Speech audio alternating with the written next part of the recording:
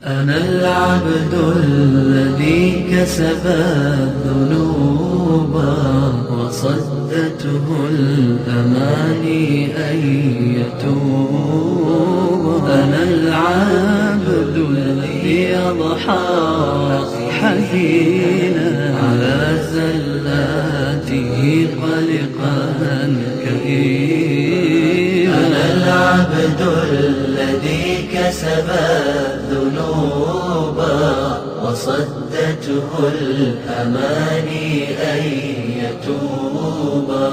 أنا العبد الذي Allah subhanahu wa ta'ala Sure Hayd'de şundak dedi. İnnallaha yudafi'u anillezine amenu innallaha la yuhibbu kulle havvanin kafur dedi. Ya. Şeksiz ki Allah subhanahu wa ta'ala iman etkan kişilerine müdafiye kılır. İman etkan kişilerini qoğdaydı Allah subhanahu wa ta'ala. Şeksiz ki Allah her bir havvan, hain, inkarçı, kafur, küfürlük kıldığan, köp küfür kıldığan bundak kişilerini, her bir muşundak kişilerini yaxşı köymeydi Allah subhanahu wa ta'ala dedi. Allah'ın vədisi qarab bakaydı. Yudafi'u anillezine amenu iman keltirgen kişilerini. Kimi ki Allah'a iman etip doğru yolda mağdı iken Allah subhanahu wa ta'ala onun bunu his kıldırmay kalmaydı. Çukum bunu biz his kılımız. Hayatımızda uçurap durdu. Allah subhanahu wa ta'ala'nın bizni bir şekilde qoğdavatqanlığı, bir şekilde müdafiye qılıvatqanlığını hayatımızda nurgun uçuravatqan hadislerden his qılıp yaşayımız bunu qadirli qeyrandaşlar.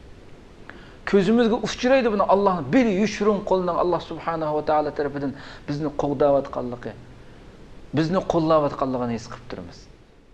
Yani Allah subhanahu wa ta'ala Sure Taha'da şundaq deydi. "Femen ittaba'a hudaya fala yadillu ve la yashqa." Kimi kiminin hidayetimge erişidiken, kim kiminin hidayetimge erişidiken o hergiz azmaydı, şaqi bolmaydı dedi Allah subhanahu wa ta'ala. "Fala yadillu" tefsir şunda deydi ki "Fala yadillu fid dunya ve la yashqa fil ahire." O dünyada hergiz azmaydı. Allah'ın hidayetiga erişken kişi dünyada azmaydı, ahirette şaqi bolmaydı da şunda tefsirlegen. Oylap bakaydı. Yani özümüzdeki şu Allah'ın hidayetiga erişken mümin şunda his kılıdı ki özünün bir hidayette doğru yolda ketayotqanligini his kılıdı. Özünün köz qarashlarının nayet doğru ekanligini, mustahkam ekanligini, yiroqni ko'rarligi, voqeal bo'layotgan ishlarga bergan ta'birining to'g'ri ekanligini his qildigan gap. Chunki yuz berayotgan oldimizda sodir bo'layotgan ishlar shu mu'minning tushunchasi, mu'minning fikrini tasdiqlagan holatda yuz beradi, uni inkor qilgan holatda emas.